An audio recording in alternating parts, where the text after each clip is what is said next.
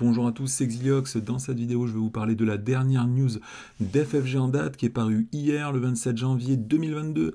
Donc, c'est le Hero Pack Nova. Donc, dans cette news, on nous donne plein d'informations.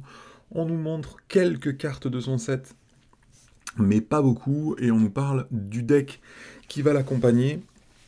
Ce sera un deck agressivité. Et voilà, on nous donne quelques petites informations, notamment cette carte-là, je vous en parlerai après, parce que ça peut surprendre, il y a des choses un petit peu discutables dessus. Donc comme d'habitude, je vais pas vraiment parler de ce héros sans utiliser mes deux fidèles compagnons de d'habitude. Le site Hall of Hero, pardon, Hall of Baron, c'était la version pour le Seigneur des Anneaux, et le site de construction de cartes de e-réception qui s'appelle MC Builder. Ces deux sites vont me permettre de vous présenter les cartes, de vous présenter les combos et ainsi de suite. Donc première chose à dire sur le set de Nova, c'est que contrairement à d'habitude, ils n'ont révélé que 5 cartes de son set, donc on va pas pouvoir comprendre toutes les mécaniques, mais on va quand même comprendre là où ils veulent en venir, quelles interactions ils veulent faire. Dans la news elle-même, hein, on nous explique que ça va être un deck basé sur les combos, donc il va falloir faire des combos de cartes, il va falloir réutiliser son perso à plusieurs reprises, avec sa façon pour générer des ressources, pour jouer des cartes qui vont du coup être gratuites en fonction de comment il gère des ressources et ainsi de suite. Donc si jamais, là malheureusement pour une fois il faut vraiment lire la news, sinon on comprend pas là où ils veulent aller. Et je vais pas vous mentir, moi-même quand j'ai regardé pour la première fois ces cartes hier, je me suis dit ça va être dur, je sais pas du tout où ils veulent en aller, ça a l'air assez faible, voire nul. Donc j'ai eu des mots assez durs au début. Pour moi, dans un premier temps, ça a été vraiment un héros du niveau de Miss Marvel aujourd'hui, pas au moment où elle est sortie, hein. C'est-à-dire que c'est comme Miss Marvel, c'est basé sur des combos et ainsi de suite, mais intrinsèquement le personnage est faible, les cartes ne sont pas excessivement fortes, et ça va devenir assez fort, voire très fort, en fonction des combos que vous allez réussir à mettre en place. Donc là, ça dépend bien évidemment des cartes qu'on va mettre dans les 25 cartes qu'on rajoute au set de Nova pour voir comment ça va tourner, et surtout des cartes qu'on aura dans le futur. Allez, donc ça c'était vraiment une petite présentation générale, je vais directement vous présenter le héros et son alter ego. Donc le héros c'est Sam Alexander, c'est un civil qui a 600 taille de main, 10 points de vie et 3 en récupération, donc c'est des stats qui sont déjà correctes, pas nulles, mais quand même assez faibles. Et son action d'alter ego, c'est qu'on peut payer une ressource de n'importe quel type pour chercher dans le deck ou dans la pile de défausse le casque de Supernova, donc ce sera certainement une des cartes de son set, hein, je vais vous la présenter juste après, et l'ajouter à sa main. Et si jamais on peut la mettre directement en jeu, si on a payé cette habilité en dépensant une ressource libre. Donc action d'alter ego surprenante puisque bah on va pouvoir jouer qu'une seule fois. Ça c'est vraiment la première chose, hein. C'est que une fois qu'on l'aura joué, cette capacité elle ne servira plus à rien.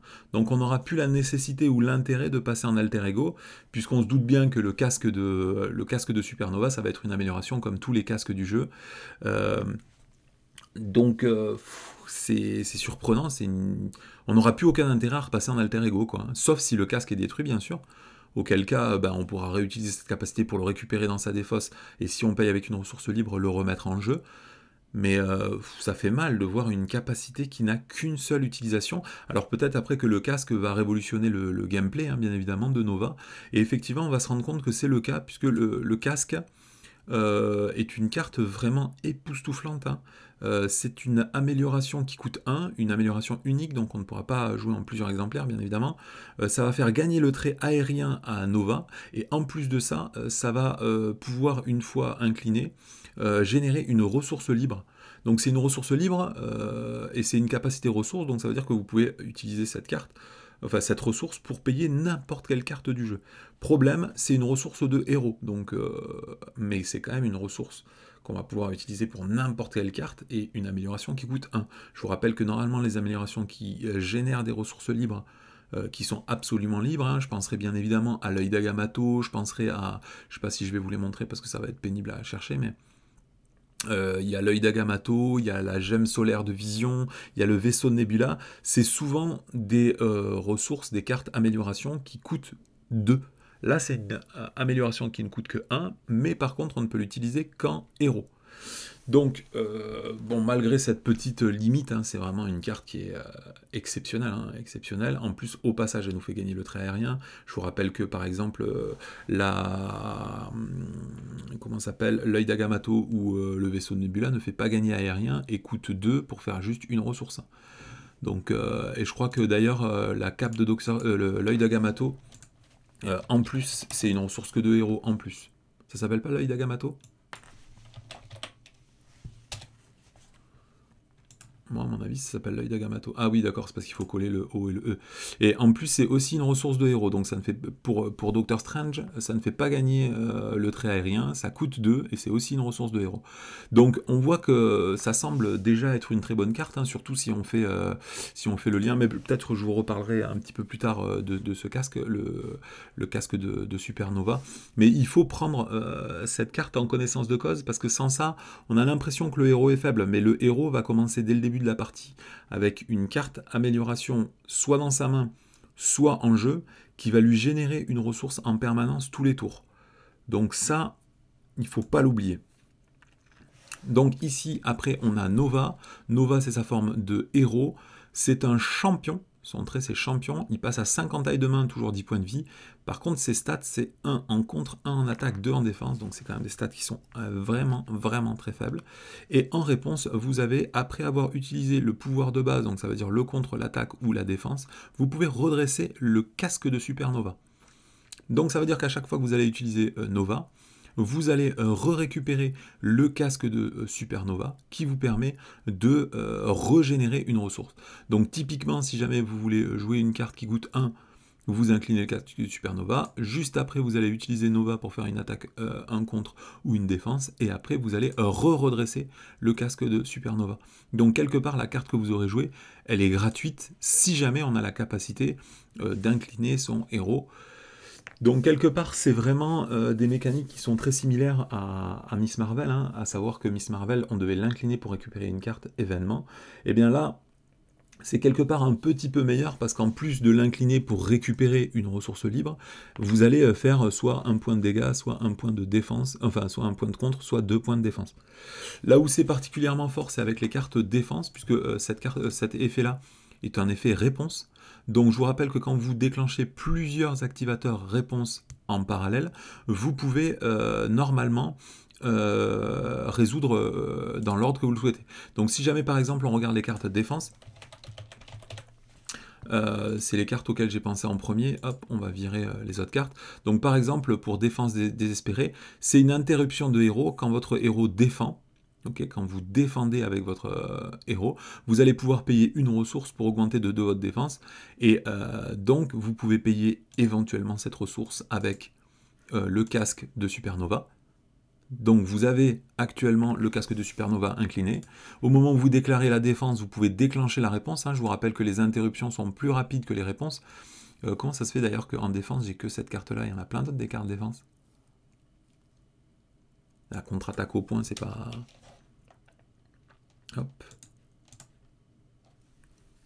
C'est une carte défense, ça aussi, pourquoi il ne veut pas me considérer que c'est une défense? Bon, ça marche également avec le coup préventif, ça marche également avec le pas de côté, avec le ne reculez jamais. Donc c'est tous ces événements qui vont vous permettre de vous défendre mieux. Après, vous êtes considéré comme défenseur, donc en utilisant votre capacité de défense de base. Donc à partir de là, vous pouvez redresser le casque de Supernova.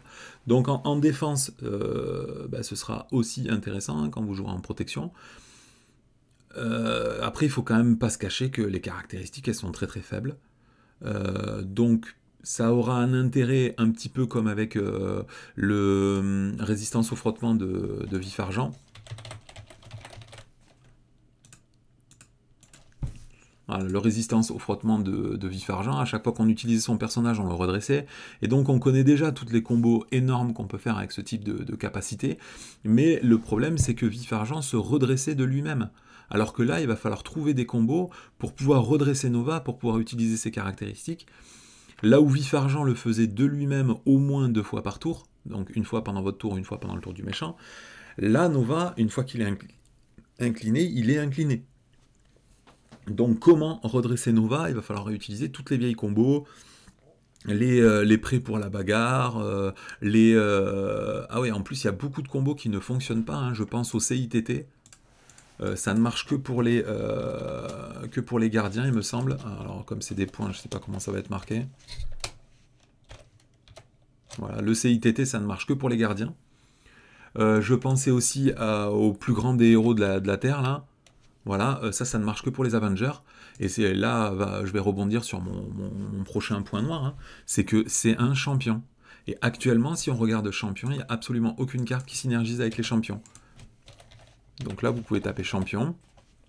Peut-être sans S d'ailleurs. Vous n'avez aucune carte qui synergise avec les champions dans le texte. Il n'y a aucune carte qui se déclenche.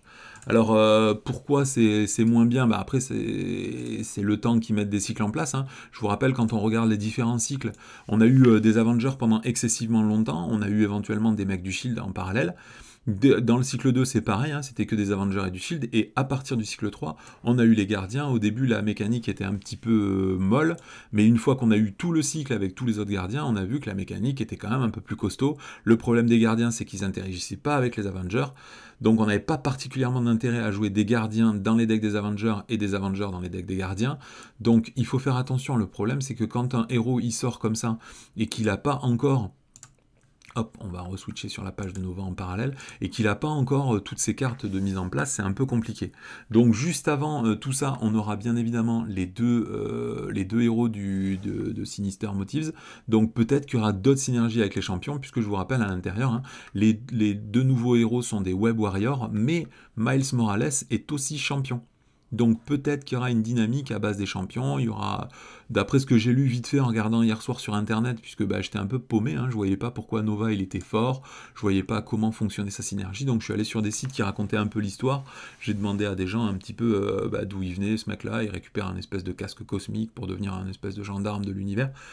Donc il forme une espèce de confrérie qui s'appelle soit le gang de Nova, là, avec plein d'autres gens qui sont de Nova, ou soit un gang de champions avec des humains ou des méta-humains terrestres comme Miss Marvel, pour faire un gang de champions. Donc peut-être qu'on va avoir une synergie basée sur les champions, mais pour l'instant, malheureusement, ce trait champion de ce héros ne nous apporte aucun intérêt. Ça ne nous apporte rien du tout. Donc on ne peut pas jouer nulle part, on ne peut pas jouer la tour des Avengers, puisque je crois que la tour des Avengers nécessite également d'être un Avenger. Voilà, par exemple, si chacun de vos alliés a le trait Avenger, augmentez votre limite de 1. Ok, donc il n'y a pas de limitation. Si vous jouez que des alliés Avengers, ça ne gênera pas. Ok. Voilà, donc pour l'instant, un héros qui est assez faible. En version Alter Ego, on va pouvoir s'en servir qu'une seule fois.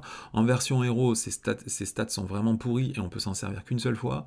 Donc ça part assez mal, et ça contribue essentiellement à vous dire, moi, ma première approche du personnage, au début je me suis dit, c'est vraiment, vraiment poussif, ça va être un héros qui est faible. Début du cycle 5, sortir un héros qui est faible comme ça me paraît bizarre, quoi. Bon, alors il faut continuer. Donc le casque de Supernova, je vous en ai parlé juste avant. C'est quand même une carte qui est vraiment très très très très bonne. Comme je vous ai dit, hein, ça fait penser à la capacité de comment ça s'appelle, des deux cartes de Gamora et de Black Widow. Moi je vois, hein, ces deux personnages que j'adore jouer, le fait que ce soit des ressources qui coûtent 1, ça change complètement la dynamique de la mise en place, parce que pour une carte, vous allez mettre cette carte en jeu, et après directement avec cette carte, vous pouvez payer déjà les événements. Donc quelque part, ça fait une mise en place très très très rapide. En plus, c'est une ressource libre. On sait qu'actuellement dans le jeu, depuis le cycle 4, surtout depuis le cycle 3, pardon, parce que le cycle 4, bon, il n'est pas aussi terrible que Galaxy Most Wanted, on a besoin de ces ressources libres pour dégager plein de cartes qui nous sont soit attachées à nous, soit attachées aux méchants. Donc c'est vraiment très très très important d'avoir des ressources libres dans son deck. A noter d'ailleurs, il y a une petite combo auquel j'ai pensé cette nuit, c'est que malheureusement, ici, vous voyez, cette ressource n'est pas libre. Sinon, ça nous amenait une combo excellente. C'est que à la mise en place, si on a le casque de Supernova dans la main, on pourrait le défausser pour activer, puisque c'est avant la flèche, on aurait pu le défausser pour activer la capacité, donc le casque se serait retrouvé dans notre défausse, et ainsi on aurait pu le mettre en jeu gratuitement. Ça aurait été la première carte qu'on aurait pu payer avec cette propre carte pour la mettre en jeu, ça Ça aurait été vraiment génial, peut-être trop fort, parce qu'en plus il aurait été arrivé en jeu gratuitement au premier tour, dégagé, donc quelque part, si on l'a dans la main, ça fait une ressource de plus. Donc ils y ont pensé visiblement, ou peut-être ils y ont pas pensé, mais dans tous les cas, il n'y a pas la ressource libre, ce qui est bien dommage, parce que ça aurait été vraiment exceptionnel. Exceptionnel. Qu'est-ce que j'avais de particulier à rajouter? Rien d'autre. Donc pour préparer cette revue, je ne vais pas vous mentir, j'ai pris des notes parce que vous allez voir, les cartes suivantes sont vraiment pas folles. Là, ce sera la carte événement de contre, et là, vous avez la carte événement d'attaque. Elles sont vraiment, vraiment, vraiment très moyennes. Donc il a fallu que je travaille un moment pour comprendre où il voulait nous amener, qu'est-ce que ça va amener comme synergie dans le deck. C'est pas facile, hein. C'est pas facile. Donc on va passer directement à cette carte. C'est la carte, je sais pas comment vous pourriez la traduire. C'est vol luminique ou vol à la vitesse de la lumière. Je sais pas comment on peut le traduire. C'est un super pouvoir contre qui coûte 2. Un événement qui coûte 2. C'est une action de héros contre. Donc il n'y a absolument aucun truc de particulier jusqu'à présent, si ce n'est que ça va retirer 3 de contre sur n'importe quelle manigance. 3 de contre sur n'importe quelle manigance pour 2 ressources. Ce serait une des cartes contre pratiquement les plus mauvaises du jeu s'il n'y avait pas ce texte-là. C'est que si jamais vous payez avec une ressource libre, vous pouvez considérer que vous avez 2 fois plus de ressources libres. Donc typiquement, ça va comboter bien évidemment avec le casque de Supernova, puisque quand vous allez payer une ressource avec Supernova pour payer cette carte, ça en fera 2, et du coup cette carte coûte plus que 1. C'est vraiment, vraiment, vraiment poussif, hein. Alors du coup, j'ai cherché des trucs pour comparer, hein. Quand vous faites tout simplement le bilan avec Vision qui vient de sortir, c'est pas traverser les murs que ça s'appelle? Non. C'est au travers alors? Voilà, passer au travers. Ça fait exactement pareil. Pour 1, ça contre 3 de manigance, sauf que en plus, vous pouvez ignorer les patrouilles et les icônes de garde. Bon, là, il y a une petite condition restrictive, donc il faut quand même le reconnaître. Mais après, moi, forcément, ce à quoi j'ai pensé, c'est imperceptible, quoi. Bon, pour moi, c'est la meilleure carte de contre du jeu, mais c'est un événement de comment elle s'appelle, de Spider-Woman, qui vous permet pour 1 de coup de retirer jusqu'à 3 de menaces de n'importe quelle manigance en jeu.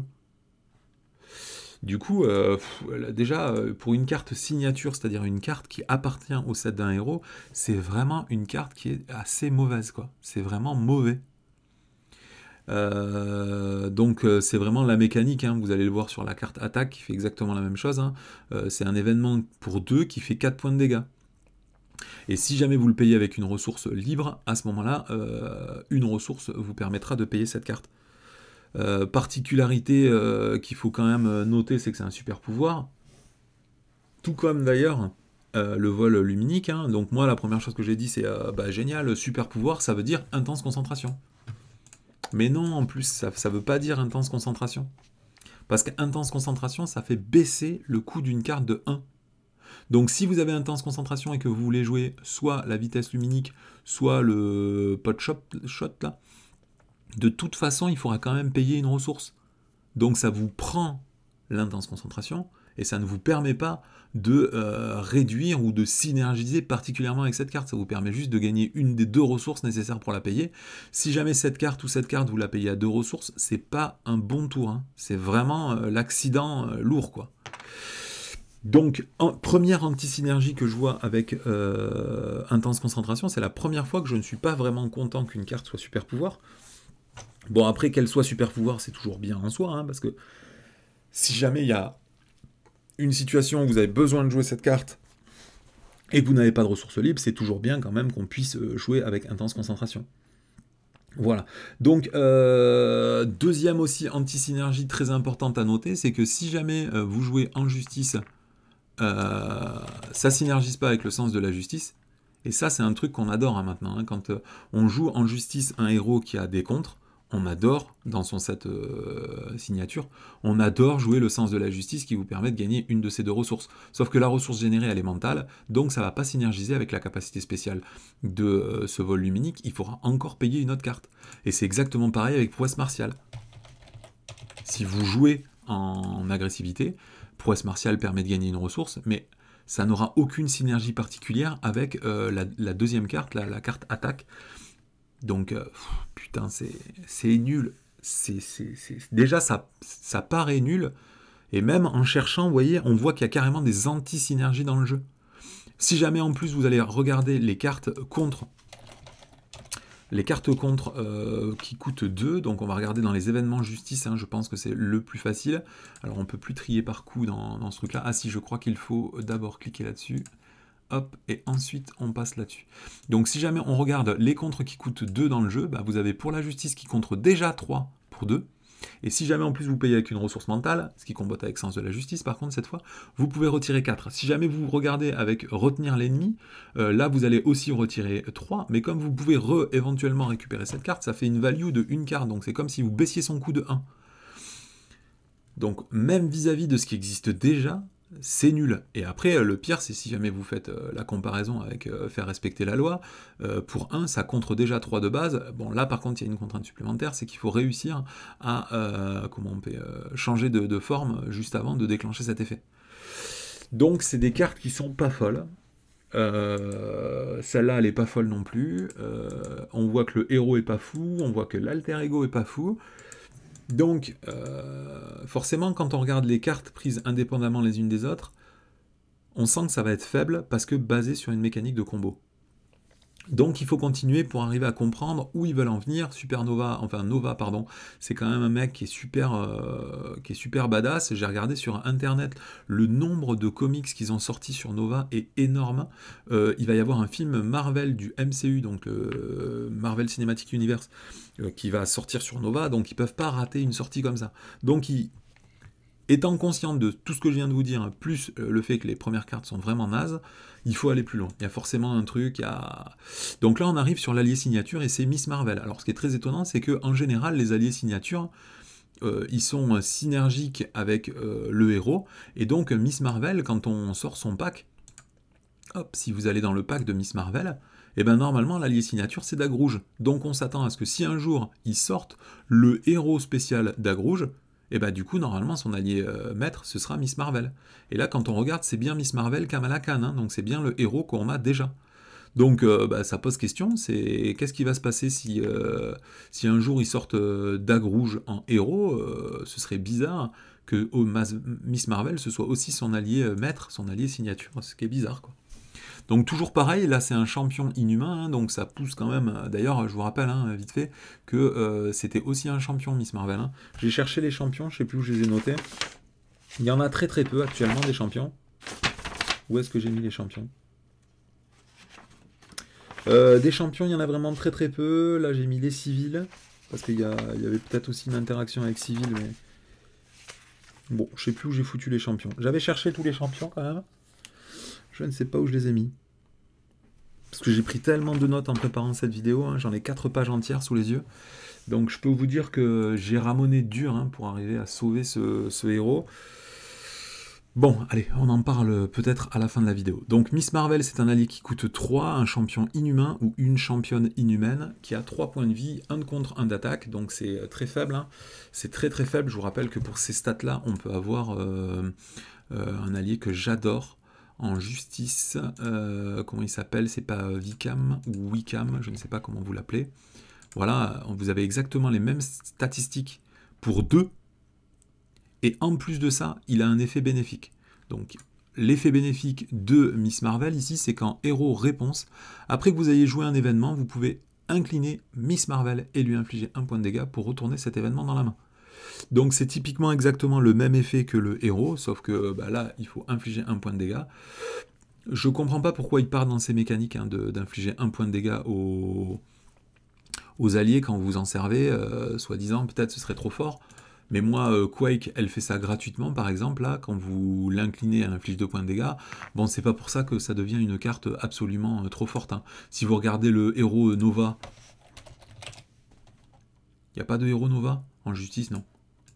Si vous regardez le héros Nova, bon lui il perd pas de points de vie mais il faut payer, du coup pour moi ça en fait un allié qui est pas très fort. Ils ont sorti un héros il y a pas très longtemps là non, qui perd des points de vie quand on l'incline, c'est pas Vrace, je sais pas comment ça s'appelle en français, on va taper voir si c'est pas Vrace carrément. Voilà, Vrace, ils sont partis dans le même délire quoi. Ils ont peur qu'on se serve trop de ce personnage, du coup ils infligent un point de dégâts en riposte. Mais putain, c'est des capacités qui sont nulles, quoi. Moi, j'ai essayé de les jouer, ces trucs-là, c'est nul, quoi. C'est pareil que Black Widow, quoi. Black Widow, quoi, ils ont limité le fait de devoir payer pour en plus faire un effet qui va être moelleux, mais c'est nul tout simplement par le fait que d'une, on ne peut pas se servir de son allié, que de deux, on a droit qu'à avoir 3 alliés devant soi, donc avoir un allié qui ne fait rien d'autre qu'utiliser sa capacité, c'est déjà nul. Il ne faut pas en plus de ça qu'on ait soit à payer des points de vie, soit à payer des ressources. C'est nul. C'est complètement nul. Cette carte, elle est pour moi nulle. Alors pourquoi éventuellement elle est sauvable? Parce que dans un deck de héros, ça vous permet de récupérer les événements signatures qui sont souvent très forts. Mais les événements signatures de Nova, pour l'instant, on vient de le dire, c'est nul aussi. Donc il n'y a pas d'intérêt à récupérer cette carte. J'ai pas envie de la jouer déjà, donc j'ai pas envie de la récupérer pour la rejouer. Et si jamais on se base sur l'histoire des ressources, et ben du coup on voit qu'on va pouvoir utiliser 3 fois cette carte. Donc ça va nous permettre de générer quelque part 3 ressources, puisqu'on va récupérer des événements qu'on va pouvoir dépenser en ressources, pour une carte qui coûte 3. Bah ok, mais ces cartes-là, elles existent déjà alors. Hein. Une carte qui, pour un certain nombre de ressources qu'on met en place pour éventuellement mitiger ou retarder la mise en place, ça existe déjà. Vous allez dans les cartes d'amélioration, je crois. C'est pas des soutiens, ça doit être des améliorations. Les améliorations neutres, vous avez vigilance accrue, vous avez constitution accrue. J'ai mis black, donc ça peut pas marcher. Voilà, vous avez déjà vigilance accrue, qui fait la même chose pour 2. Pour 2, ça va générer 3 ressources. Pour 2, ça va générer 3 ressources. Réflexe accru pour 2, ça va générer 3 ressources. Donc il y a plein de gens qui jouent ces cartes.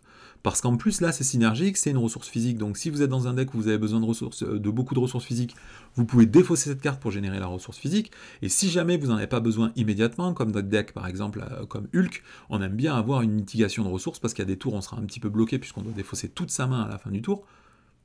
Mais là, c'est même pas synergique avec le deck, puisque là, la ressource, elle n'est pas libre, donc on ne peut pas défausser cette carte pour générer une ressource libre.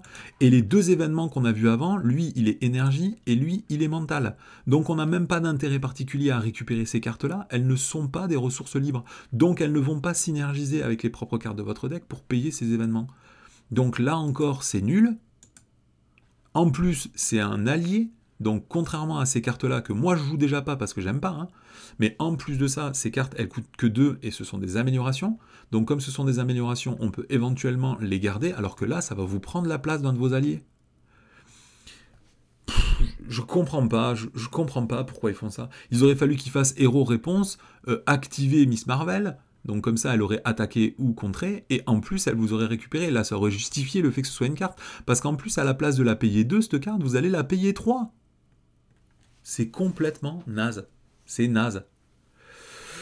Donc là, on voit qu'il n'y a que des cartes qui sont mauvaises. Pour l'instant, il n'y a absolument aucune carte, à part le casque de Nova, qui vous permet de dire ça va. Et donc, du coup, on pourrait se dire, bah, le casque de Nova, quelque part, comme c'est une ressource qui va pouvoir être utilisée pour payer n'importe quelle carte, quelque part, c'est normal que les cartes du set de Nova soient plus chères, puisque quelque part, on a une ressource en plus. Mais vous ne pouvez pas faire ça pour tout. Vous ne pouvez pas avoir un héros qui a des stats nuls, avec des événements nuls, juste parce qu'il commence avec plus de ressources que les autres héros, parce qu'une fois vous aurez servi une fois du bénéfice chaque tour du casque de Supernova, et ben du coup vous allez tout payer plus cher pour rien. Donc même si jamais on redresse le casque de Supernova avec la capacité de base de Nova, tu peux pas payer tout plus cher et que ce soit tout plus nul. Voilà. Donc on voit qu'ils essaient de faire des synergies, on voit qu'ils essaient de construire quelque chose, mais dans l'ensemble, pour l'instant, toutes ces cartes sont mauvaises. Et là, enfin, on va arriver aux 2 cartes qui font que, voilà, cette carte-là et cette carte-là sont des bijoux ultimes de combotation. Et sans ces 2 cartes-là, je pense que le set est complètement nul.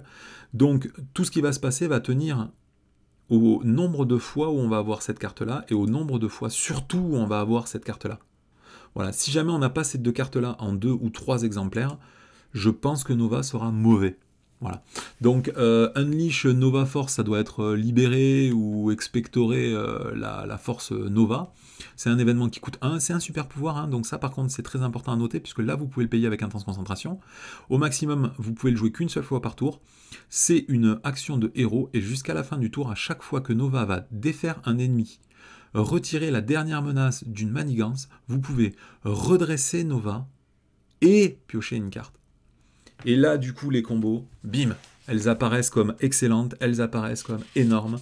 Et du coup, tout va s'éclairer. Donc là, j'ai tout noté parce que sinon, ça va être trop compliqué. Pourquoi c'est absolument énorme? Tout simplement parce que retirer... Alors, au début, on se dit, des ennemis, c'est surtout les sbires, parce que réussir à passer une étape de méchant, ça va pas se passer tous les jours, quoi.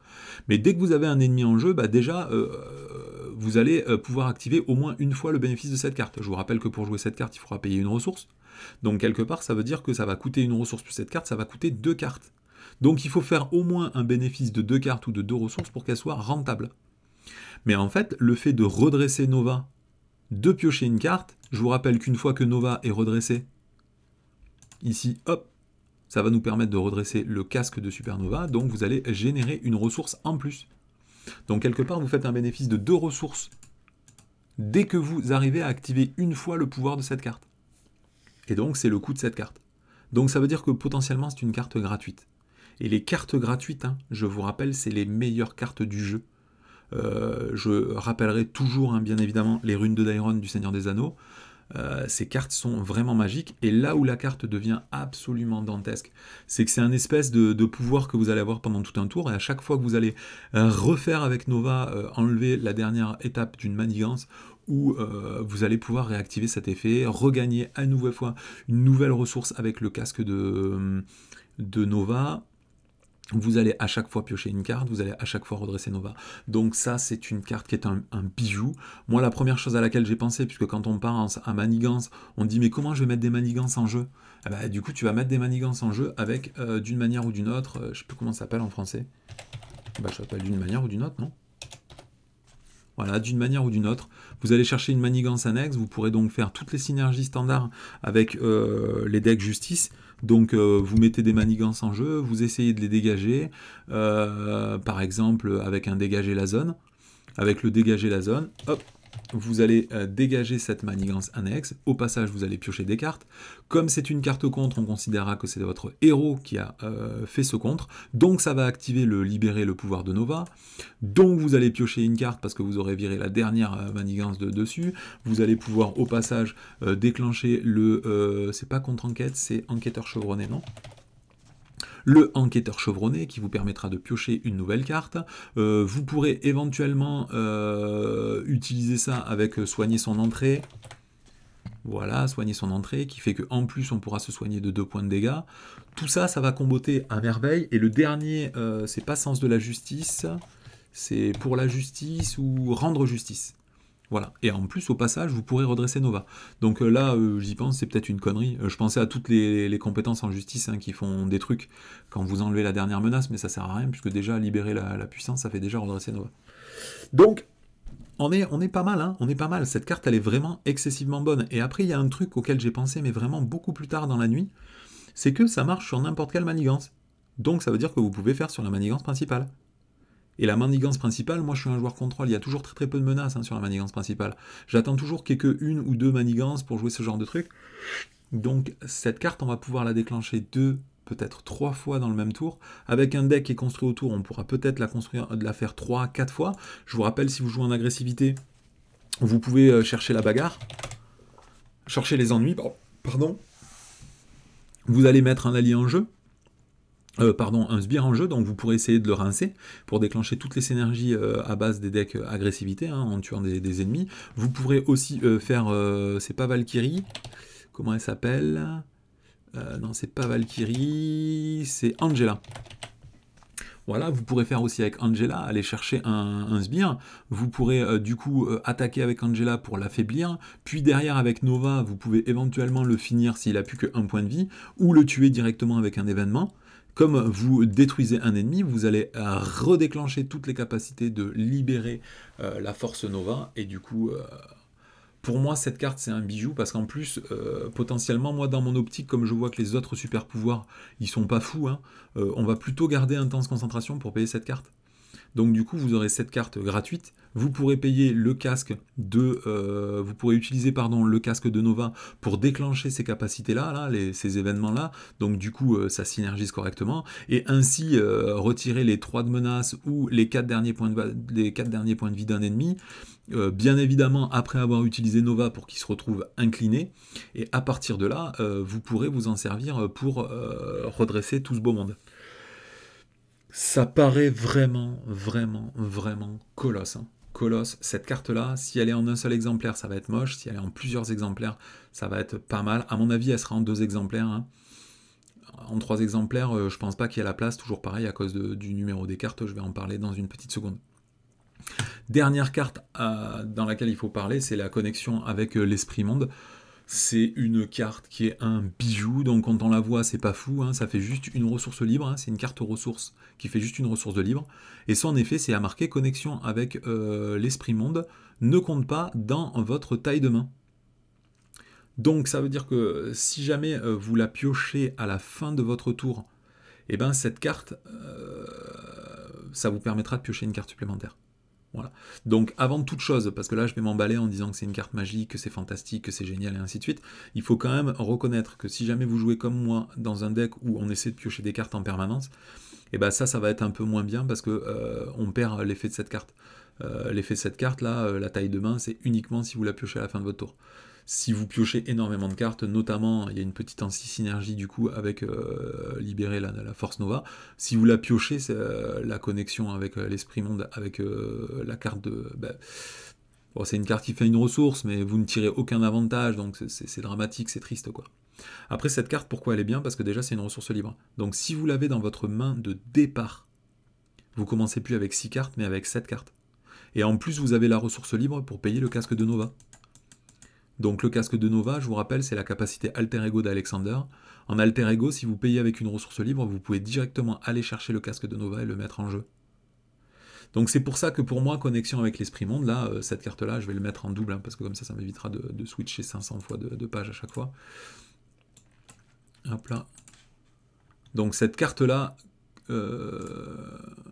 voilà. Non, c'est pas ça que je voulais faire, excusez-moi. Cette carte-là, il est clair que ça va synergiser super bien avec le deck. Ce sera pareil avec les 2 événements. Donc ça fonctionne super bien avec ces 2 événements. Si vous pouvez directement payer avec connexion avec l'Esprit Monde. Directement, vous pouvez payer cet événement, vous pouvez payer cet événement. Et là, du coup, ces événements, vous ne payez plus qu'une seule ressource. Donc ça devient extrêmement agréable, ça devient extrêmement fluide. Tout commence à se mettre en place. Mais pour ça, il faut impérativement que cette carte elle soit au moins présente en 2 exemplaires. Moi, j'aimerais 3 exemplaires, mais ça me paraît un peu fou. Les ressources de héros, c'est rare qu'elles soient en 3 exemplaires. Hein. Je pense à Hulk avec sa force illimitée, il n'a qu'en 2 exemplaires. Je pense avec la récupération de comment il s'appelle, de Rocket. Pareil, 2 exemplaires seulement. Les particules PIM pour Ant-Man et la guêpe, pareil qu'en 2 exemplaires. Donc ça me paraîtrait étrange qu'il la foute en 3 exemplaires, mais ce serait vraiment génial qu'il la mette en 3 exemplaires. Donc, si on fait un bilan, parce qu'après il n'y a plus d'autres cartes qui nous sont révélées. Donc premier problème, on n'a pas la Némésis. Hein. Donc moi je vous dis maintenant, la base c'est regarder la Némésis, voir ce qui se passe, parce que si la Némésis est trop dure, un héros il peut être nul à chier d'un coup. Hein.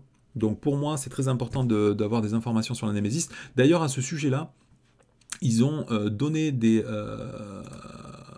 cartes qui... Donc moi, pour moi, au début, c'était la Némésis, quoi. Donc première chose que je note, c'est qu'il y avait 6 cartes dans son deck, donc je me suis dit, putain, ça va être infernal, il y a déjà 6 cartes dans cette Némésis. En plus, bon, je vous en parlerai après, mais ce sbire, c'est une brute atomique. Là, en plus, il y a une carte qui synergise avec le fait que ce sbire soit une brute atomique. Et cette carte-là, elle est terrible aussi. Du coup, je me suis dit, putain, le 7 Némésis de Nova, il est extrêmement fort, et le méchant, enfin, le héros en lui-même est assez faible. Pour ça, il faut s'en référer à la news de FFG. Ils nous expliquent qu'ils vont tenter pour la première fois de faire un truc un peu étonnant, c'est qu'ils vont mettre un set modulaire cadeau à l'intérieur du deck du héros. Donc en fait, l'Armadillo, c'est pas du tout la Némésis de Nova. Hein. À mon avis, dans l'histoire, ils doivent être liés, mais à mon avis, l'Armadillo, ça va être la Némésis de Nova, mais ça va pas être ce sbire-là. À mon avis, il va y avoir un autre sbire qui s'appellera Armadillo, ou peut-être il y aura complètement un autre sbire Nemesis. Et encore heureux, parce que le sbire, il avait 3 icônes de boost, bon, je vous en parlerai après, mais c'était beaucoup trop violent. Donc là, pour l'instant, on n'a aucune info sur le set Nemesis de Nova. Donc, ça paraît un deck assez faible, il faut quand même s'en référer. J'ai préparé comme d'habitude un petit tableur avec les cartes qui nous est révélées en fonction du nombre qui est marqué juste là, le nombre des différentes cartes. Donc on voit que ce sera un set de 15 cartes. Donc j'ai préparé un petit tableur avec le set de 15 cartes tel qu'il nous a été révélé. Donc pour l'instant on a l'allié maître, on a 2 événements, un contre, un attaque, plus un événement libéré, la Nova Force, la connexion avec l'esprit monde et le casque de Supernova. Donc maintenant, c'est mon exercice traditionnel, j'ai essayé de réfléchir à qu'est-ce qu'ils auraient pu rajouter dans ce set pour le rendre vraiment attractif. Souvent la façon dont ils construisent le deck, on essaie de comprendre. Donc moi, vu les stats de Nova, première chose que je me suis dit, c'est bon, Nova, il est vraiment trop nul. Donc fatalement, ils vont lui mettre de l'équipement pour que ses stats soient meilleurs. C'est une erreur de penser ça, tout simplement parce que c'est marqué dans la news en fait, je sais plus à quel endroit, il est marqué que le casque de Nova sera la seule amélioration du deck. Et tous les équipements dans le jeu Marvel Champion sont des améliorations. Donc si vous avez une armure, une épée ou quoi que ce soit, souvent ce sont des améliorations. Hein. Je pense par exemple au Deicide. Hop, le Deicide par exemple, hop, c'est une carte amélioration. Donc les équipements dans ce jeu sont des améliorations. Et c'est souvent par le biais des équipements qu'on va améliorer son personnage. Donc ça veut dire que ces stats-là, qui sont toutes pourries, de Nova, on va pas les améliorer avec son set à lui déjà. Ça c'est sûr. Parce que c'est marqué, là, enfin, sauf s'ils s'amusent dans la news à mettre des conneries, hein, mais il y a un endroit dans la news, je sais plus où c'est, parce que moi j'utilise Google Trad pour lire ce genre d'article, mais il y a un endroit dans le truc où il y a marqué que là, le casque sera la seule... ça doit être par là. Bon, je me rappelle plus où c'est marqué. Bon, par là, il est marqué que ce sera la seule amélioration ah voilà, c'est là. Voilà. The Supernova Helmet is only upgrade. Donc ça veut dire il a seulement une seule amélioration dans ses cartes signatures. Voilà. Donc ça veut dire qu'il n'y aura rien pour améliorer les stats de Nova. Rien. Donc ça veut dire que si vous voulez améliorer les stats de Nova, il faudra partir comme on l'a fait avec Vif Argent, il faut baser sur des trucs qui vont vous améliorer. Donc les cartes amélioration, pour vous améliorer, vous avez l'amélioration de morale en commandement, là je sais plus comment ça s'appelle, sens du moral. Voilà, soutien moral. Vous allez avoir le cran, l'événement qui vous permet de... Ah bah c'est aussi un événement, vous avez le cran, j'ai pensé aux cartes neutres, vous savez, Devoir civique je crois que ça s'appelle, et Adrenaline Rush, ça s'appelle comment Adrenaline Rush en français? Boost d'adrénaline peut-être? Non, Rush. Je les vois plus les cartes. Elles y sont pas. Ah, parce que c'est pas des événements, c'est des améliorations, c'est ce qui les rend encore mieux.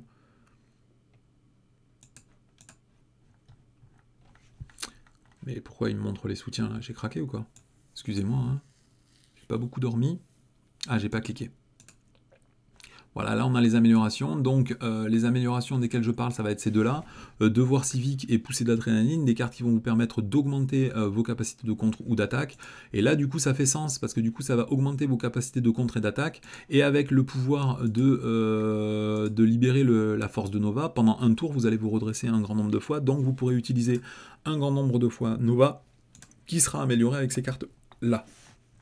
Et après bien évidemment vous avez entraînement au combat. Ça change jamais. Hein. Ok. Donc toujours pareil, vous avez entraînement au combat, et l'autre c'est justice, non? Ah, c'est héroïque, non? Je me rappelle plus comment ça s'appelle en français, mais ça doit être instinct héroïque. Instinct héroïque, voilà. Donc c'est les cartes dont vous aurez besoin pour vous améliorer. Donc dans son set de base à lui, hein, quand on réfléchit, il n'y aura pas d'amélioration pour ses stats, sauf s'il y a un événement qui améliore les stats pendant un tour, comme pouvaient le faire certains événements de Vif Argent, hein, ça c'est possible. Mais quand on regarde la structure des événements, l'ordre dans dans lequel les cartes sont mises, on voit bien que il y a un truc qui va pas, il n'y aura pas, à mon avis, d'événement amélioration, on va voir ça, mais libérer la Force Nova, à mon avis, c'est sûr que pour que ça synergise, il faut que ce soit présent en 2 exemplaires, ça me paraît absolument indispensable. C'est pareil, la connexion avec l'Esprit Monde, il faut que ce soit au moins en 2 exemplaires, voire en 3 exemplaires, pour que le set fonctionne correctement pour moi. Du coup, à mon avis, ce sera en 2 ou en 3 exemplaires, mais ça, c'est pas absolument sûr, hein, ça c'est vraiment une conjecture que je fais. Après, on voit bien que les vols luminiques et les potshots, là, les cartes événements, c'est vraiment la façon dont synergise, dont fonctionne le deck de Nova. Donc à mon avis, ils vont faire pareil qu'avec Spectrum. Ces cartes-là, ils vont vous les foutre en 3 exemplaires. Et du coup, ce sera dramatique parce qu'on aura beaucoup de cartes, 6 cartes qui fonctionnent qu'avec des cartes, avec des ressources libres. Et du coup, c'est vraiment pas bon. Du coup, ça, vous voyez bien que le tableau il est entièrement rempli, hein, sauf cette case-là, la case 14, et les 2 cases 2 et 3. Donc, ce qui peut nous rester, c'est des soutiens. Des soutiens, donc dans les soutiens, moi j'ai pensé à des personnages. J'ai pensé à des personnages soutiens qui nous permettraient de piocher, de mitiger les ressources, de stocker les cartes, vous savez, un petit peu comme fait le nouveau Stacy, là, le nouveau personnage de Ghost Spider. Une carte comme ça, là, quand on joue un deck joué sur les événements, il l'avait fait un petit peu de façon maladroite avec Kamala Khan. Hop, mais sinon je peux le faire directement avec les cycles, c'est plus rapide ici.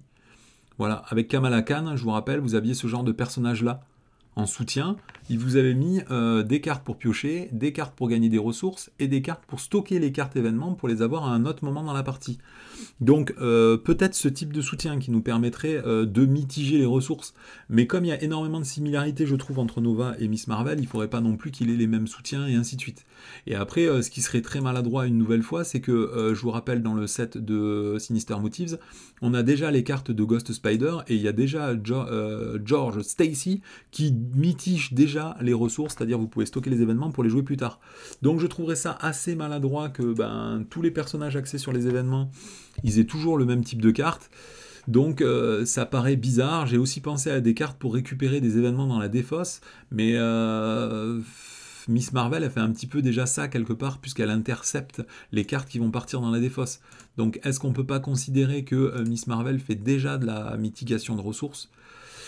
Je sais pas. Donc là, moi je vous avoue que la dernière chose à laquelle j'ai pensé, c'est des événements défensifs. Des événements défensifs. Et là, par contre, ça deviendrait encore une fois magique. Imaginez un événement défensif qui fonctionne sur la même mécanique que vitesse vol luminique ou potshot. Un événement qui coûterait 2. Un événement de défense qui coûterait 2 et qui ne coûterait plus que 1 avec une ressource libre et qui ferait des effets du coup complètement monstrueux parce que les événements qui s'activent en phase défensive, ils ne coûtent normalement que 1.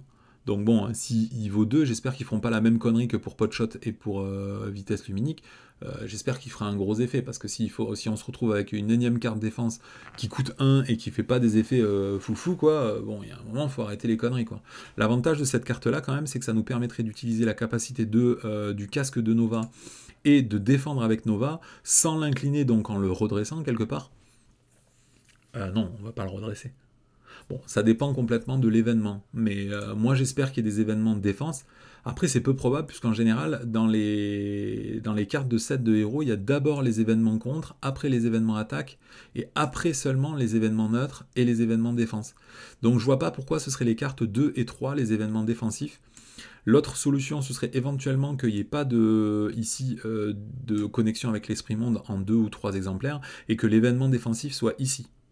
Voilà. À mon avis, il y a forcément un événement défensif. Hein. Je vous rappelle le set de Miss Marvel. Il y avait beaucoup de cartes attaque et contre. Mais voilà, vous aviez 3 se faufiler, 3 mains démesurées. Mais surtout, d'ailleurs, je note au passage que se faufiler, c'est pour ça que Miss Marvel, elle a mal vieilli. Hein. Parce que se faufiler, c'est une carte qui coûte 2 et qui retire 3 de manigance, quoi. Et la seule chose qui sauve ce genre de carte, c'est le fait que d'une, vous aviez un réduction qui vous permet de contrer pour 5 à la place de 3 seulement, et surtout vous aviez le costume en polymère biocinétique qui vous permet de gagner une ressource libre, et du coup cette carte elle ne coûte plus que 1. Mais sans ce genre d'événement, enfin sans ce genre de synergie avec son propre deck, c'est une carte qui est naze, quoi. Et je vous rappelle que vous aviez 2 marges de manœuvre, donc 2 cartes défense. On a souvent quand même 2 cartes défensives dans les decks. Hein. Même Valkyrie qui est basée sur une très grande violence, elle a 2 cartes défensives. D'ailleurs, on peut peut-être s'en référer directement. Hop, ici, puisque là l'avantage c'est que tout est bien paqué, hein. C'est la force de e-réception, il nous a fait un site vraiment aux petits oignons. Donc événements défensifs ici, guerrière protectrice, on l'a en 2 exemplaires, et dans beaucoup de sets, les événements défensifs, on les a en 1, voire en 2 exemplaires. Ça me paraîtrait vraiment, vraiment difficile à croire qu'il y ait que 0 événement défensif. Et moi, à mon avis, les premières cartes qui sont directement avec derrière les alliés maîtres, en général, c'est des soutiens. Donc je pense plutôt vraiment à des cartes soutien. Donc, pour faire un bilan sur ce Nova, ben, les cartes, elles sont pas folles. Donc ça va surtout être du plaisir de jeu par l'interaction des cartes les unes avec les autres. Vous voyez, quand vous utilisez Nova, ça va redresser le casque. Quand vous utilisez le casque, ça va vous permettre de jouer des événements. Quand vous jouez des événements, vous pourrez vous redresser, repiocher des cartes, redresser Nova, pour pouvoir après réutiliser le casque et réutiliser les capacités de Nova pour redresser le casque et ainsi de suite. Donc voilà, ça va être des decks à base de combos, donc ça veut dire que c'est des decks qui sont extrêmement satisfaisants à jouer les tours où ça marche bien, mais par contre quand ça s'enchaîne mal, et qu'en plus vous avez une très grosse pression du deck de rencontre, ça va être horrible. Donc ça dépendra complètement de la façon dont on construit le deck. À noter que vous avez quand même un petit truc surprenant, c'est que comme c'est basé sur les ressources libres, y compris les événements, y compris la capacité de base, on a un très très très gros intérêt à jouer toutes les cartes qui ont des ressources libres. Et du coup, j'ai recherché un petit peu les cartes qui ont des ressources libres. Alors, il n'y en a pas des folles dans tous les sets. Qu'est-ce que je fais là? Hop, il faut aller dans rechercher cartes, voilà. Donc, il n'y en a pas des folles dans tous les decks, hein. Voilà, quand on regarde un petit peu tout ce qu'il y a, bon là c'est difficile à lire puisque vous avez toutes les cartes signatures des héros et surtout vous avez toutes les cartes des campagnes, donc c'est trop difficile à lire comme ça. Donc moi j'ai fait ce travail là tranquille à la maison. Il y aura essentiellement les cartes ressources qui en libre sont très bonnes. Puisque dans tout, si on prend par exemple l'aspect agressivité, le pouvoir de l'agressivité, on ne peut s'en servir que pour jouer des cartes agressivité, mais comme ça génère une ressource libre, dans le deck de Nova, ça va aussi permettre, hop, ils sont où les cartes de Nova? Elles sont là, ça va aussi permettre de payer ces cartes événements-là. Donc quelque part, les ressources, les pouvoirs, hein, les 4 pouvoirs, ils vont aussi vous servir pour jouer les cartes de Nova.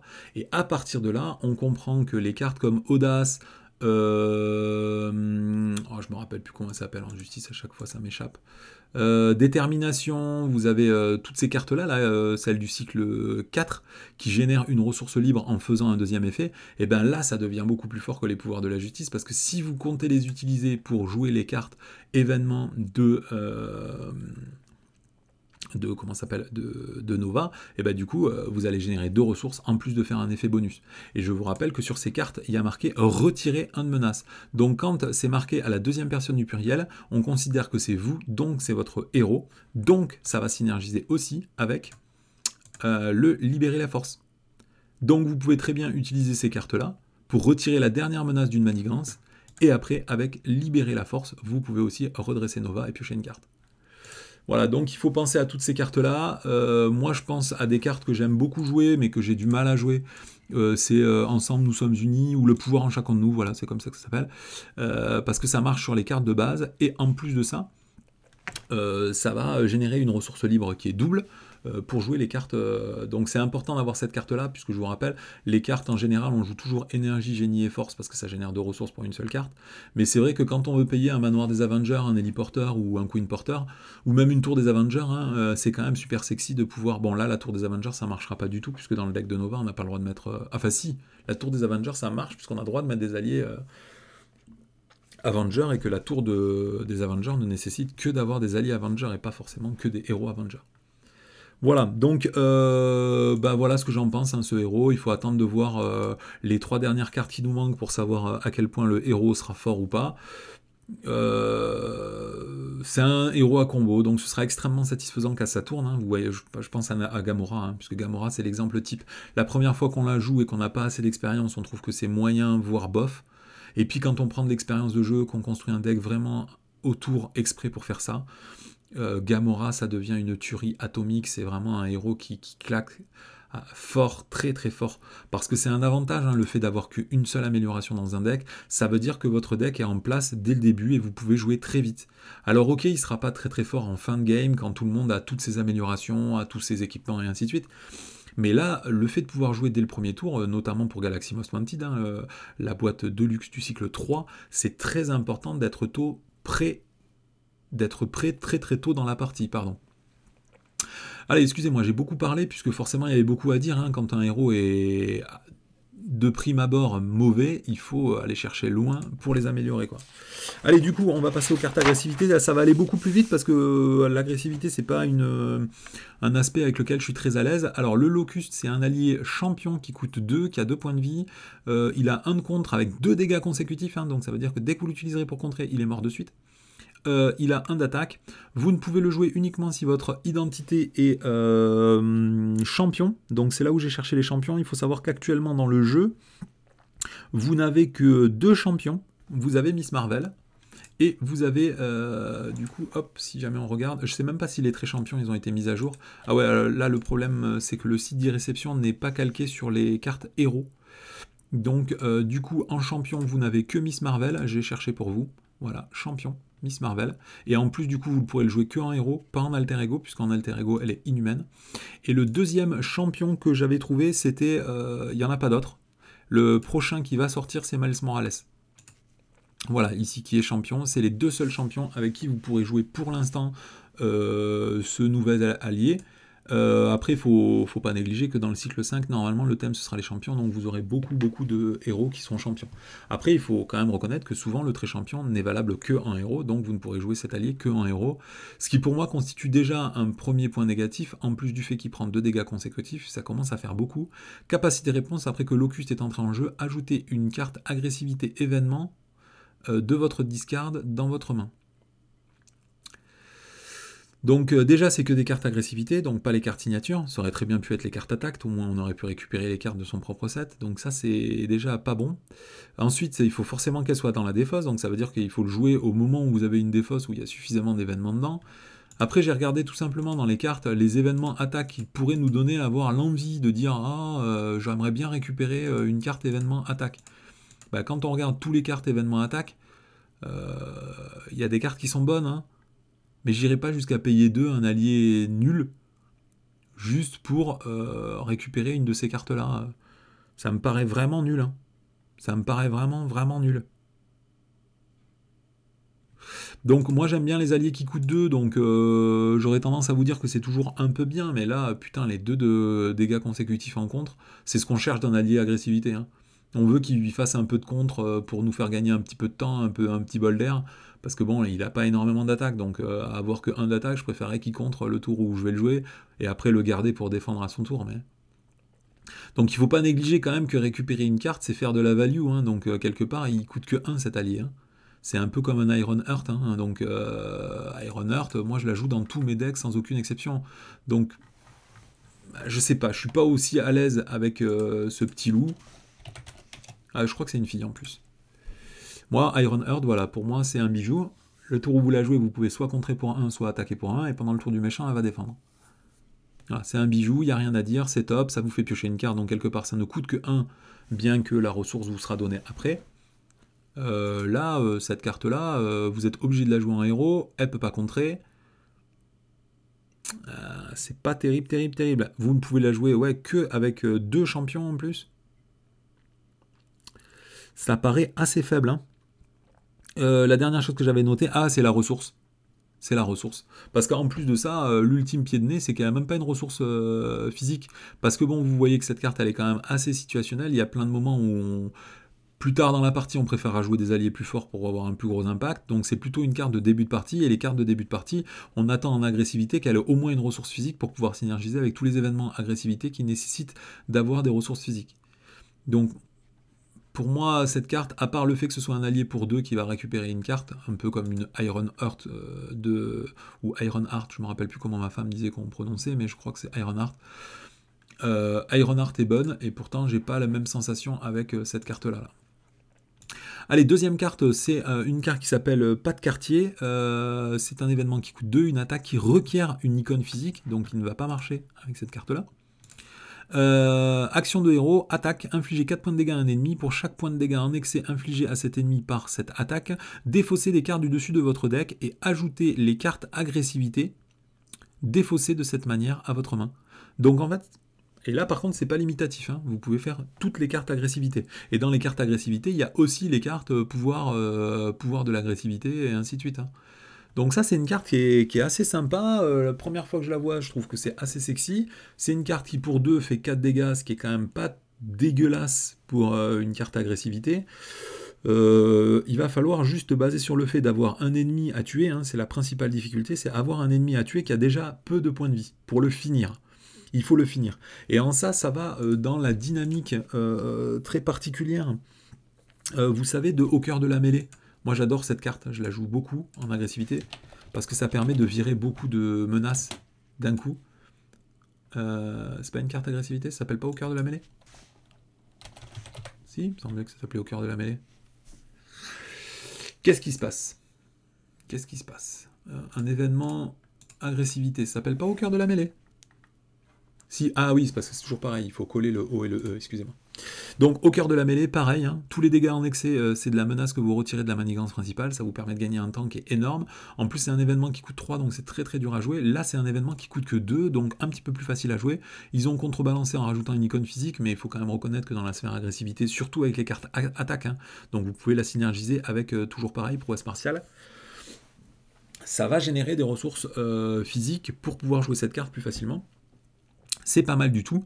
Et puis là où c'est surprenant, c'est que ça nous pousse à arrêter de jouer trop de cartes neutres, puisque c'est vrai que quand on construit son deck, une fois qu'on a mis les 3 ressources force, génie et énergie, qu'on a mis soit un héliporteur, soit un queen porter, soit un meneur des Avengers, qu'on a mis Nick Fury, qu'on a mis Ironheart, Mockingbird, toutes ces cartes neutres qui sont vraiment très très fortes et qu'on met dans pratiquement tous les decks. Là, cette carte-là, elle vous dit, bon, attends, reconcentre-toi, joue agressivité, et après on en reparle. Parce qu'il faut savoir que dans la construction d'un deck, vous avez 15 cartes de votre héros qui sont forcément les cartes génériques, et après vous avez jusqu'à 25 cartes agressivité. Mais vous avez 25 cartes agressivité, moins les cartes neutres. Et bien là, avec cette carte-là, toutes les cartes de votre héros, vous allez les défausser, ne pas les récupérer, toutes les cartes neutres, c'est pareil. Or, les cartes neutres et les cartes de héros, c'est les deux types de cartes qu'on veut piocher impérativement. Donc, cette carte, elle pose un très très gros problème pour moi. Il faut quand même noter la petite synergie avec Jusqu'au boutisme, parce que moi, c'est une petite synergie que je faisais au début. Bon, je la joue plus, puisque malheureusement, c'est trop long à mettre en place. Voilà, le Jusqu'au boutisme, qui est très savoureux, quoi.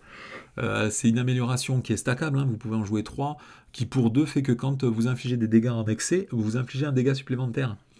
Donc, si jamais vous vous arrangez pour ici vous infligez plus 4 points de dégâts, parce qu'il y a forcément un point de vie sur le sbire que vous allez tuer. Donc, si vous infligez 3 points de dégâts, vous ne défaussez que 3 cartes et récupérez les cartes agressivité parmi celles-là. Si jamais vous avez 3 jusqu'au boutisme, et bien là maintenant vous défaussez quand même 6 cartes. Vous défaussez 6 cartes. Donc c'est quand même pas dégueu. Et en plus, rien ne vous empêche, comme c'est une carte attaque, de faire un petit instant de triomphe en combo. Instant de triomphe en combo. Après que vous ayez attaqué et vaincu un ennemi, soignez 1 point de dégâts pour chaque dégât en excès. Donc ça peut synergiser, hein. Ok, vous faites des dégâts en excès, vous les améliorez avec Jusqu'au boutisme, derrière en combo vous gagnez des points de vie, vous piochez des cartes.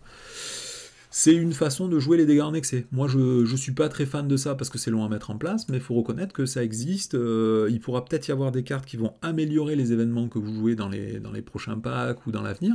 Donc il faut savoir que cette carte existe. C'est intéressant. Hein. Ça me paraît intéressant. Est-ce que j'avais noté quelque chose d'intéressant à vous dire? Non. Il faut pouvoir tuer un ennemi et il faut une ressource physique ou libre pour la jouer. C'était les 2 points noirs que j'avais notés sur ma feuille. Pitchback. Ah, là, on va toucher le cœur du problème. Donc, pitchback, c'est un événement qui coûte 1, une attaque aérienne. Il y a marqué que vous ne pouvez jouer uniquement si vous avez le trait aérien sur votre identité.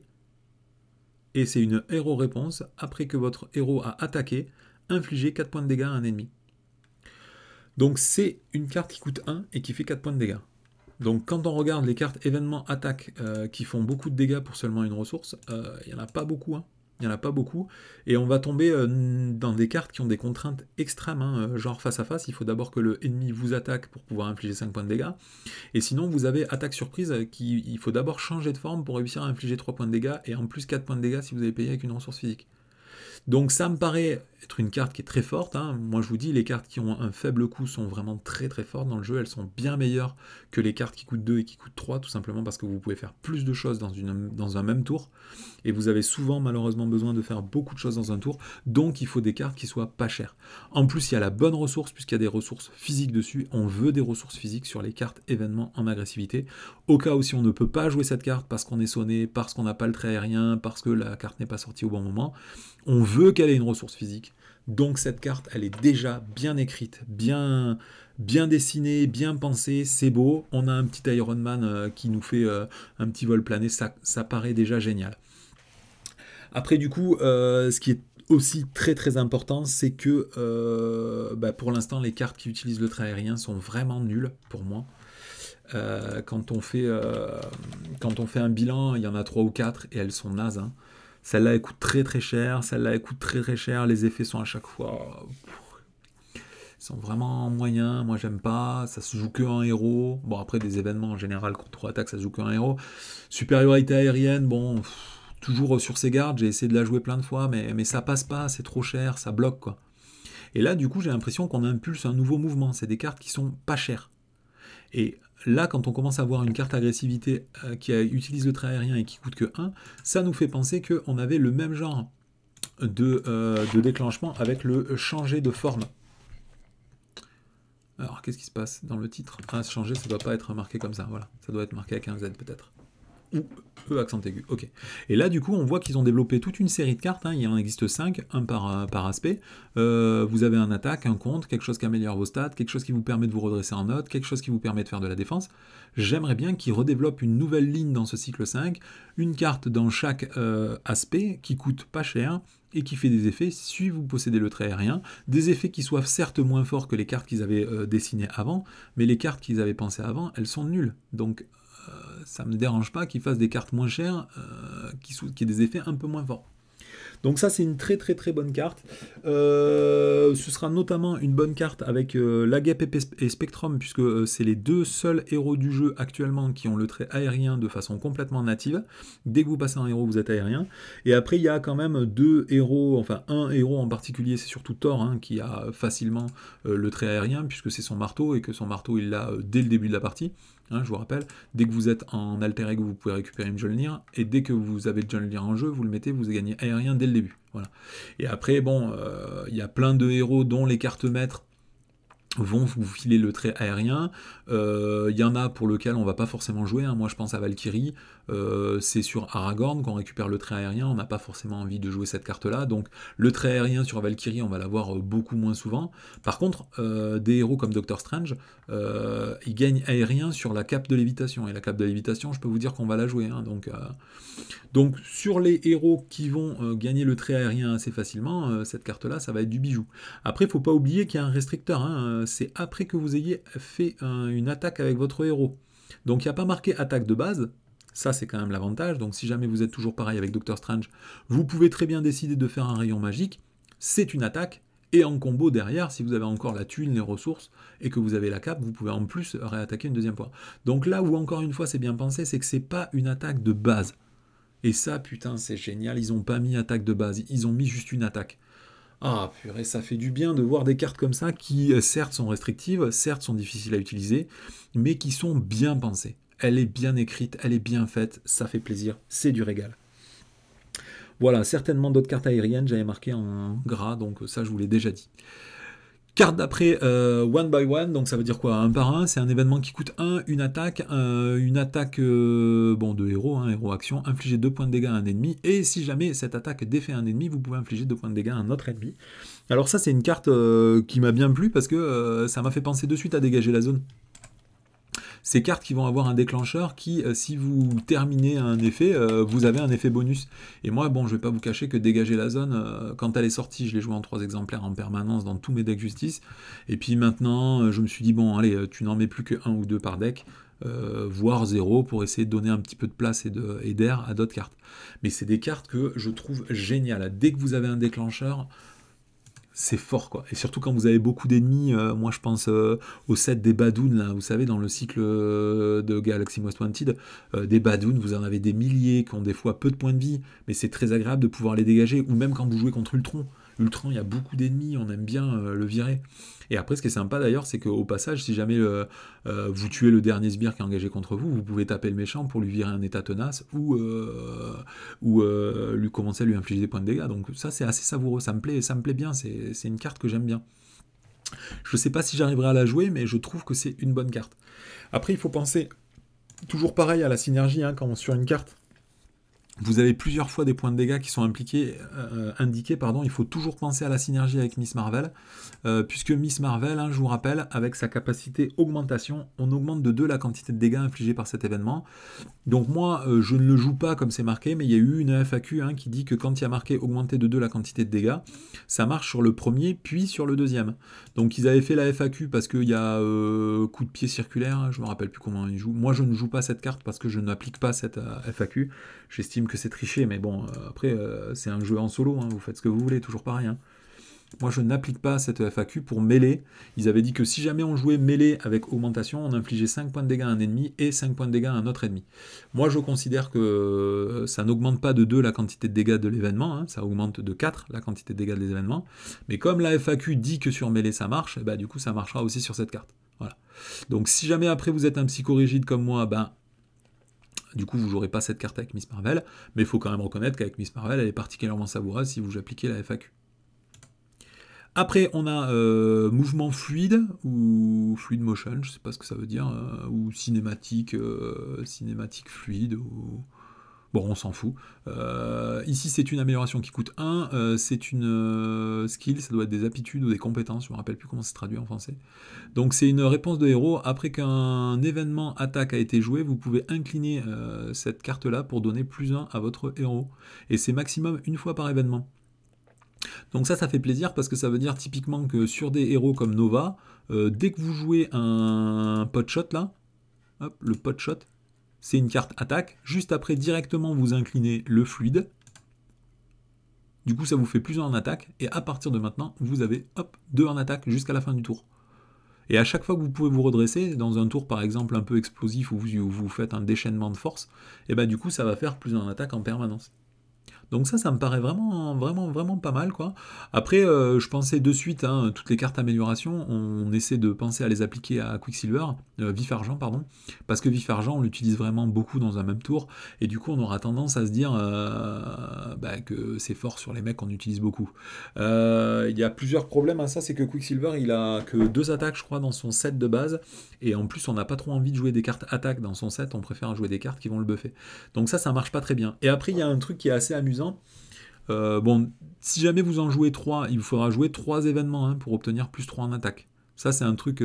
Et de suite, je me suis dit, mais si jamais j'en ai 3, et que je joue avec Black Widow, la danse de la mort, comme maintenant la carte, elle a été faquée, elle est où la danse de la mort? Ah, ça doit être dans les événements, peut-être.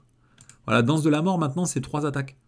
Du coup, je me suis dit, avec une danse de la mort, on peut gagner +3 en attaque. Et malheureusement, non, hein, je pense pas, hein, puisqu'il y a marqué que c'est bien une fois par attaque événement, par événement attaque, et pas par effet d'attaque. Donc malheureusement, avec Black Widow, ça marchera pas. Bon, de toute façon, je jouerai très rarement Black Widow en agressivité, voire jamais.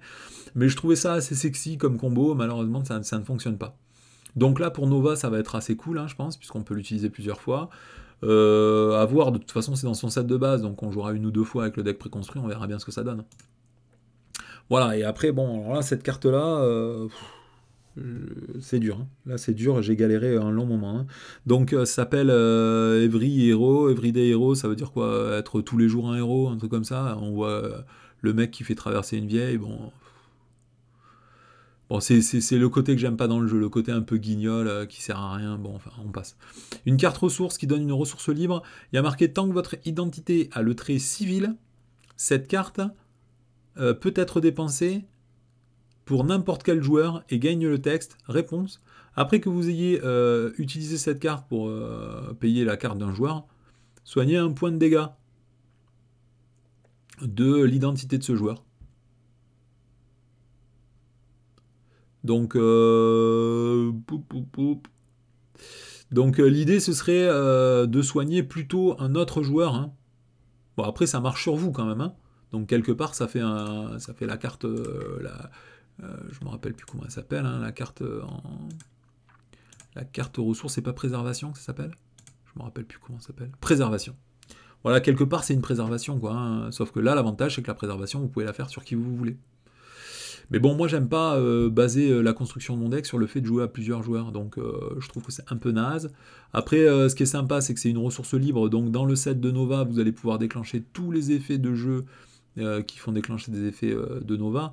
Moi, je vous avoue, je préfère jouer les ressources libres des autres joueurs. Hein. Si par exemple, je joue en agressivité, je préférerais 200 fois jouer une préservation ou un pouvoir de la protection plutôt que cette carte-là.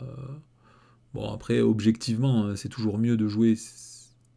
Ben non, même pas, puisque le pouvoir de la protection, quand même, il donne de ressources pour jouer les cartes de protection. Non, c'est naze. Moi, je trouve que c'est vraiment naze. Et en plus, surtout, c'est la première ligne qui vous tue tout, quoi. Il y a marqué tant que votre identité a le trait civil, quoi. Et du coup, je me suis dit, mais qui a le trait civil? Qui? Et du coup, en cherchant très longtemps, hein, parce qu'il y a malheureusement sur le site de e-réception, il n'y a pas de moteur de recherche pour regarder le trait des personnages. Et ben du coup, après une longue recherche, j'ai trouvé 3 héros qui ont le trait civil. Vous avez Ant-Man qui a le trait civil. Mais vous noterez bien qu'il a le trait civil uniquement en alter ego, pas en héros. Pareil, vous ne trouverez que, c'est pas la guêpe, c'est Vif Argent, j'ai vu. Vif Argent a le trait civil, hop, on sait pas, voilà. Un mec qui a le trait civil, en alter ego toujours, pas en alter ego. Et après la dernière, c'est Spectrum, qui est civil aussi. Spectrum, c'était Galaxy Most... non, c'était celui-là, voilà, civil. Et après, c'est drôle parce que du coup, j'ai regardé les noms en alter ego de tous les héros. Les mecs, ils sont tout et n'importe quoi. Il y en a, ils sont inhumains, il y en a, ils sont génies, il y en a, ils sont soldats. Ils sont tout et n'importe quoi, mais ils ne sont pas civils. Voilà, lui, par exemple, il est mystique. Si vous prenez des mecs comme, par exemple, moi, je sais pas, même, c'est lui qui m'a fait le plus rire. Parce que lui, c'est un civil. Ben non, c'est pas un civil. C'est un soldat. Quand il est tout seul dans la vie, tous les jours, il est soldat. Ok? Lui, il va pas faire caca à sa maison ou quoi que ce soit. Lui, il est soldat tout le temps. Il est jamais civil. Du coup, c'est drôle parce que ce trait civil, eh ben, en fait, il y a que 3 mecs qui l'ont pour l'instant. Alors après, il faut faire attention là, dans Sinister Motives, les 2 nouveaux héros, je crois qu'ils sont civils. Hein. Miles Morales, il est civil, et je crois que Ghost Spider aussi sont civils. Donc il est très probable que ceux du cycle 5, là, tous les héros du cycle 5 seront civils, et que donc cette carte pourra synergiser avec ça. Mais c'est juste que ça me fait rire, c'est une carte qu'on ne peut jouer que en alter ego dans tous les cas, pour activer son deuxième effet. Et en plus, c'est même pas un quart des héros du jeu. Donc pour moi, cette carte, c'est de la bouse. Je vais pas vous mentir, préservation, déjà, je ne jouais pas. Même quand je joue en protection, je joue pas préservation, qui fait déjà cet effet-là, mais que pour vous. Donc bon, ça me paraît assez naze. Allez, on va accélérer parce que je raconte ma vie, mais bon, la vidéo elle va durer 2 heures. Dernière partie, donc c'est dans la news, on vous dit que en plus pour la première fois, on va vous offrir un nouveau set modulaire. Donc ce sera un set modulaire à mon avis d'une difficulté assez élevée, hein, qui sera fait pour améliorer votre expérience de jeu. Donc vous pourrez le mettre à la place de n'importe quel set modulaire dans n'importe quel deck de rencontre.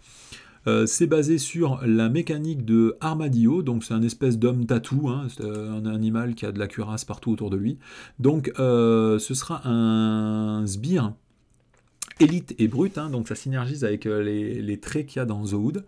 Il a 8 points de vie, il aura 1 en contre, 2 en attaque, il sera tenace dès qu'il arrive en jeu. La particularité, c'est que l'Armadillo peut avoir n'importe quel nombre de cartes tenaces sur lui. Donc ça c'est... Alors j'aime beaucoup qu'il fasse ce genre de mécanique, c'est génial. Hein.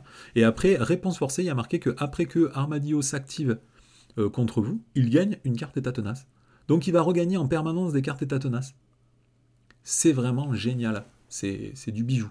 Alors après, il y a un problème quand même, c'est que le trait perçant que vous avez sur des cartes comme par exemple coup brutal, je crois que c'était avec Thor qu'on avait eu coup brutal, non? Je me rappelle plus avec qui on avait eu coup brutal. Je sais plus où elle est, je sais même pas si ça s'appelle coup brutal en plus.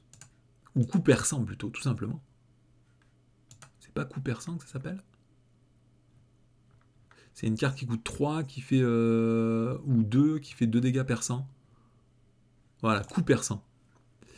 Défausser toutes les cartes d'état tenace. Bon, ça c'est cool, c'est pour ça que je suis allé chercher la première. Hein. C'est que souvent sur la première carte qui fait apparaître un nouveau trait comme perçant, il y a entre parenthèses ce qui est marqué. Et là il y a marqué toute carte d'états tenaces sur la cible. Donc ça c'est cool parce que si jamais vous jouez sur la mécanique perçant, vous enlèverez tous les états tenaces d'un coup. Moi je me suis demandé si avec perçant on n'enlevait pas qu'un seul état tenace. Donc on pense à aux nouveaux héros hein, comme Vision hein, qui a la frappe hyperdense qui est perçante et qui est déjà une méga bonne carte sans être perçante et qui en plus est perçante. Donc écoutez, ça me paraît être un sbire qui est très très fort. En plus de ça, vous avez la capacité rolling, donc le fait qu'il tourne comme ça, c'est un attachement condition qui donne plus 2 en attaque avec une petite astérix. Il y a marqué attacher cette carte à l'armadillo. Si l'armadillo n'est pas en jeu, cherchez-le dans le deck rencontre ou dans la pile de défausse rencontre, mettez-le en jeu, engagez avec vous, et attachez-lui cette carte. Vous vous rendez compte de la carte? C'est comme s'il y avait 2 fois l'armadillo dans le deck, surtout qu'à mon avis cette carte ils vont la mettre 2 fois. Et du coup, il y aura 3 fois Armadillo dans le deck. Un mec qui a 8 points de vie, qui est tenace et qui arrête pas de s'auto-tenacifier tout seul. Donc effectivement, ça va être un set modulaire qui est plutôt chaud. En plus, ça fait gagner 2 points d'attaque. Et il y a marqué, tant que Armadillo a une carte et statut tenace, les joueurs ne peuvent pas défendre contre cette attaque. Les personnages ne peuvent pas défendre contre cette attaque. Donc de base, ça rajoute de toute façon plus 2. Donc de base, il attaque à 4. Et s'il a le malheur d'être tenace, en plus on ne peut pas défendre. Ni avec un allié, ni avec un héros. Vous vous rendez compte de la violence de cette carte? La violence de cette carte. Et après, je sais pas, qu'est-ce que ça veut dire, la ténacité dehors ou... Je sais pas ce que ça veut dire, tout quitter autre. Du coup, c'est une traîtrise. Quand elle est révélée, on donne à Armadillo et au méchant une carte état tenace. Si un ou moins, c'est-à-dire si une carte tenace ou moins a été donnée par cet effet, cette carte gagne en plus renfort. Donc s'il y a Armadillo en jeu, c'est dramatique. S'il n'y a pas Armadillo en jeu, de toute façon, cette carte gagne renfort en plus de donner tenace au méchant. Donc c'est un set modulaire qui sera visiblement d'une difficulté très importante. En plus, c'est drôle parce que quand j'ai vu la première fois cette carte, moi je trouvais que Nova n'était pas très fort. En plus, j'ai cru que c'était son set Nemesis. Donc, première chose que je vois, je dis putain, il y a 6 cartes dans un set Nemesis alors que normalement il n'y a que 5 cartes. Et après, en lisant la news de FFG, j'ai compris qu'en fait, c'était pas la Nemesis de Nova, mais un set modulaire supplémentaire. Bon allez, je vais vous quitter là, je vais pas vous faire une synthèse sur une synthèse sur une synthèse, il n'y a pas de cartes supplémentaires qui ont été révélées dans la petite photo de famille des cartes de Nova. La vidéo doit durer bien plus d'1 heure, donc je pense qu'on va arrêter là. Voilà, pour conclure, je sais pas quoi penser de ce héros, il faudra voir en jouant. C'est un héros basé sur les synergies, donc ça peut être très très très satisfaisant à jouer et extrêmement frustrant. C'est pour ça que moi j'aime plutôt des héros stables plutôt que des héros basés sur des combos. Mais bon, j'étais réservé quand Gamora est sorti et finalement c'est un putain de bijou. Donc peut-être que ce Nova sera également un bijou. Allez, je vous laisse ici, c'était Xiliox dans cette revue de cartes de la nouvelle news, pardon, parce que j'allais dire en revue de pack de héros, mais non, c'est juste une news de FFG. Donc, merci d'avoir regardé jusque-là, à bientôt.